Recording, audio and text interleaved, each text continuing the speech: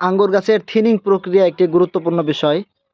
Thinning না করলে আঙ্গুরের ফলের সাইজ ঠিক থাকে না, ছোট হয়ে যায়। তো এটা প্রতিটা আঙ্গুর বাগানীদেরকেই এই কাজটা করা লাগবে, সেটা হলো থিনিং করা লাগবে। তো আসলে আমার কাছে এটা খুব বিরক্তিকর কাজ একটা। সেই প্রায় ১-২ ঘন্টা যাবৎ আমি এই কাজটা করেই যাচ্ছি, শেষ করতেও পারছি না। মাত্র একটা গাছেরই আমি থিনিং শেষ করতে পারছি না। এই যে দেখেন, এদিকেও আছে প্রচুর।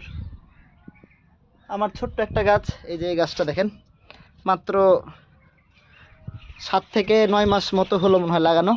এই গাছটিতে প্রায় ৩০টার উপরে থোকা আছে। প্রচুর ধরেছে ফল, দেখেন প্রচুর ফল, কিন্তু আমাকে সবগুলো থিনিং করতে হবে। এখন থিনিং করতে আমার যে কয়দিন লাগবে আল্লাহ ভালো জানে। আর এই রোদ্রের মধ্যে থিনিং করা খুব কষ্টকর। থিনিং করার শর্টকাট কোনো বুদ্ধি থাকলে আমাকে অবশ্যই কমেন্ট বক্সে জানাবেন। নাকি এভাবে কেচি দিয়ে টুকটুক করে করতে হবে তাও জানি না। এই যে সব নিচে পড়ে আছে দেখেন, এই হলো অবস্থা।